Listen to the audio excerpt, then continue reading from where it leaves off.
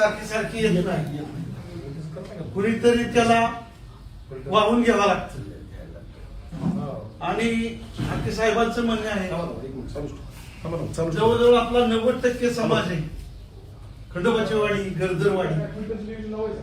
इथल्या समाजाने जर आपल्याला की खरंच आपल्या मुलाबाळांचं जर भविष्य जर तुम्हाला चांगलं बनवायचं असेल, आपली मुलं एमपीसी परीक्षा पास सगळ्यापेक्षा जास्त हुशार आहेत आपली मुलं बुद्धीनी, पण तिथं जाऊन दुसरी पोरं बसतात. आपली पोरं येडी व्हायची पाळी आली आता. बुद्धीने फास्ट आहेत, स्टँडर्ड आहेत, रात्रीचा दिवस करतात, पण आपला विचार केला जात नाही. कोण म्हणता याला? आता माझी मुलं इंजिनियर झालेली आहेत का माझ्याकडे? IT इंजिनियर आहेत. पण काय होतंय की दुसरंच झालं होतंय लगेच. कारण का आपल्या पोरं तिथपर्यंत होऊ शकत नाही, एकत्रित व्हायना, आपल्याला दाबलं जाते. लकडेसारखा कार्यकर्ता ओबीसीच्या माध्यमातून उभा राहिला. आता किती टक्के समाज आहे इथं? 90% समाज आहे. मी म्हणतो डोळं झाकून यायला पाहिजे होता.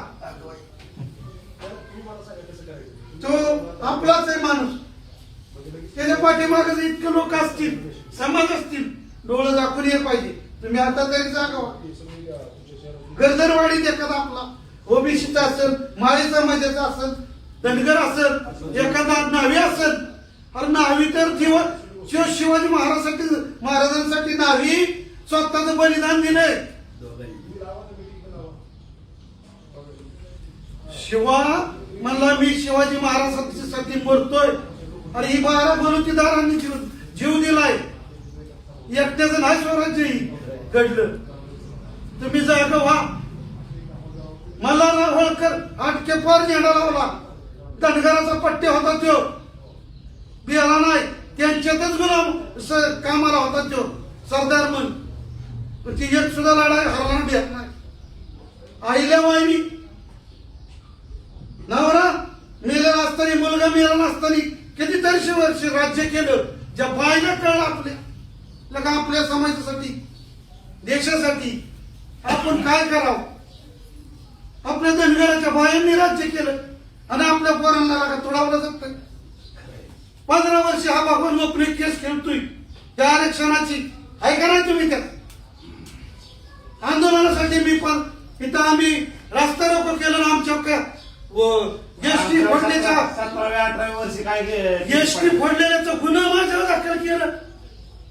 कारण तुम्ही सरपंच झालं म्हणून हिथंच बागवाना आपलं की आपलं असं करू नका भावांनो.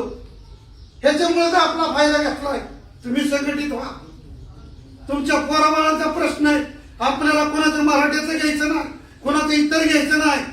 अरे आपल्या पोराबाळांसाठी ज्या डॉक्टर बाबासाहेबांनी तुम्हाला घटनेतनं दिलंय, तुम्हाला बाबासाहेबांनी सांगितले हा तुम्ही धनगर आहात, तुम्ही इतर मध्ये तुमचा अधिकार आहे. तुमच्या कुणी घेणार आहे तर त्याला मला यायचं आहे. हिसकून पण आपल्याला फसवलंय. समाज बांधवांनो, कुणी असेल, न्हावी असेल, कोळी असेल, उभी असेल, कुणी असेल, इतर बाबांनो आपल्यावर अन्याय झालाय. आणि त्या अन्यायाला वाचा फोडण्यासाठी जीवाचं रान करतात हाके सर. एकतर नेतृत्व आपल्याला मिळलंय. कारण का शिवाजी महाराजांनी कसं घडवला इतिहास, कुणीतरी शिवाजी व्हावं लागतं. तसा हा आपल्या समाजाचा एक लक्ष्मणरावजी हाके हे शिवाजी झालाय. आणि तुम्ही सगळे मावळ होऊन आज आपण विजय मिळवायचा आहे. माझी सगळ्याला विनंती, धनगर बांधवांनो, माळी बांधवांनो, इतर सगळ्या नावे असतात, इतर बलुतेदार असतात, तुम्हाला एवढी विनंती माझी की आता नाही तर परत नाही. या संधीचं सोनं करा. तुमचा फायदा घेतला जातो. इथं 15 वर्षापूर्वी हे देशाचे पंतप्रधान आणि जे उपमुख्यमंत्री त्यांनी तुम्हाला असंच फसवलं. पहिले म्हणले ह्याच्यात तुम्हाला आरक्षण देतो, पहिली कॅबिनेट म्हणून निवडून येऊ द्या. अरे इथं 65-70% समाज आहे. आमच्या बळावला का तुम्ही केंद्रात सत्ता घेता, या समाजाचा आम्हाला किती वापर करता. माझं त्या मोदी साहेबांना मुख्यमंत्र्यांना आव्हान आहे, आमच्या बाळ्या समाजावर तुम्ही अन्याय केलाय. पण आता तुम्हाला सुट्टी नाही. आम्ही बी समाज जीवाचं रान करून सगळे उतरून तुम्हाला तिथे खाली खेचू. आम्हाला जर नाही दिला तर एवढं बोलतो आणि थांबतो.